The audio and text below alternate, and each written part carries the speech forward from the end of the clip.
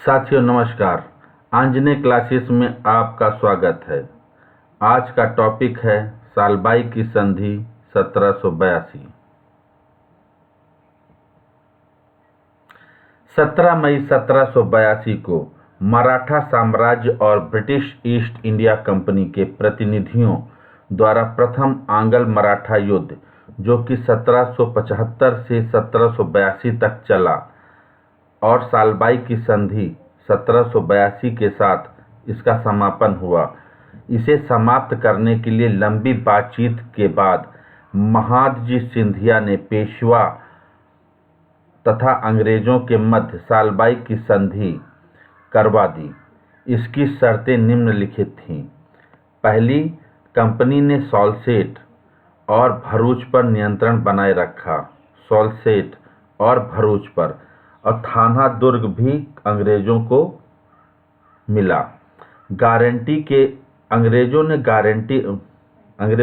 मराठों ने गारंटी ली कि मराठा मैसूर के हैदर अली को हरा देंगे और कर्नाटक के क्षेत्र को वापस हासिल करेंगे।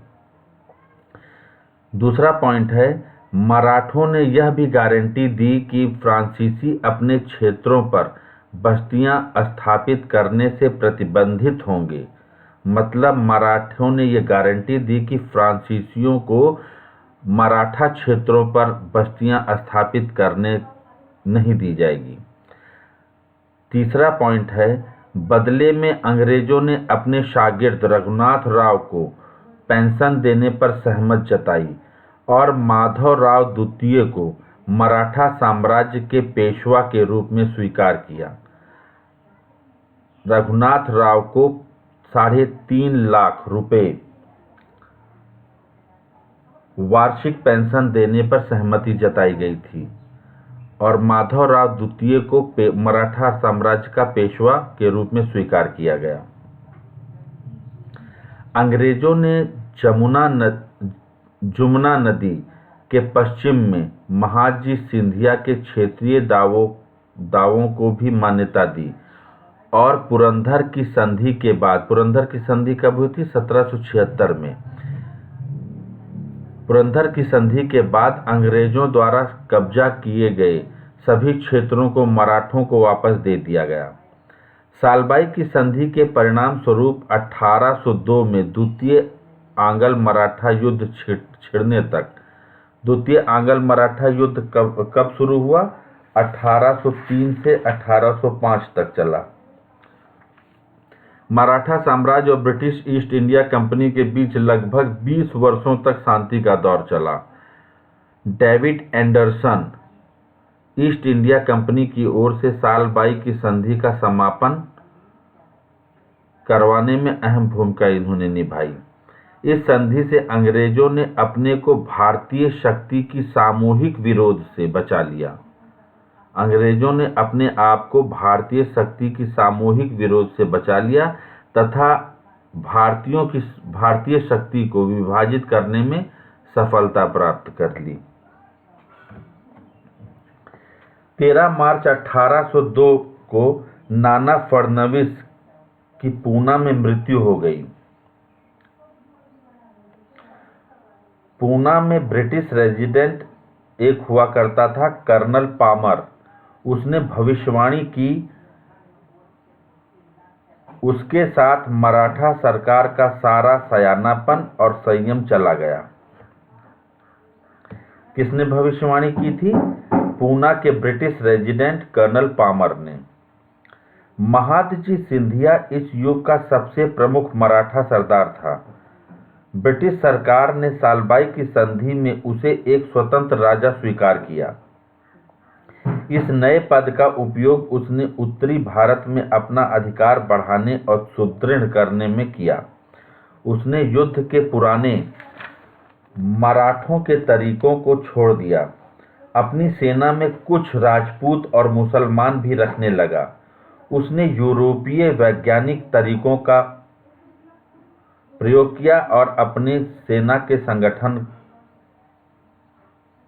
यूरोपीय वैज्ञानिक तरीकों के आधार पर किया। इस कार्य के लिए उसने एक इटली के निवासी सैनिक विशेषज्ञ बीनो दी बॉइन तथा विभिन्न नस्लों और वर्गों के दूसरे यूरोपीय साहसिक लोगों को नियुक्त किया। महादजी सिंधिया ने मुगल सम्राट शाह आलम द्वितीय से पेशवा माधवराव द्वितीय के लिए वकीले मुतलक का पद प्राप्त किया। वकीले मुतलक और स्वयं पेशवा का नायक बन गया। महादजी सिंधिया शाही फौज का नायकत्व भी प्राप्त कर लिया। सिंधिया 67 वर्ष की अवस्था में 12 फरवरी 1794 को पूना में ज्वर के कारण उसकी मृत्यु हो जाती है। महादजी सिंधिया की विशाल संपत्ति और सैनिक साधन उसके 13 वर्ष के भतीजे और दत्तक पुत्र दौलत राव सिंधिया को विरासत में प्राप्त हुआ। महादजी सिंधिया की मृत्यु पर ग्रांट डफ ने एक टिप्पणी की है। क्या की है? यह अत्यंत राजनीतिक महत्व की घटना थी क्योंकि इसका प्रभाव मराठा साम्राज्य और भारत के अन्य राज्य पर पड़ा। मार्च 1795 में मराठों ने निजाम को खुर्दा में करारी हार दी।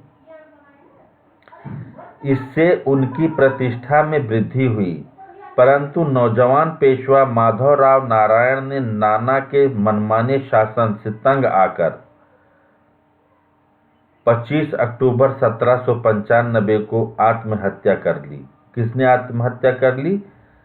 पेशवा माधवराव नारायण, पेशवा माधवराव द्वितीय या माधवराव नारायण 25 अक्टूबर 1795 को आत्महत्या कर ली, नाना फडणवीस के मनमाने शासन करने के ढंग के कारण।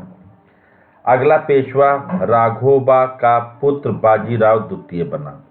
तो साथियों, आज यहीं तक रखते हैं, फिर मिलते हैं अगले किसी महत्वपूर्ण टॉपिक के साथ।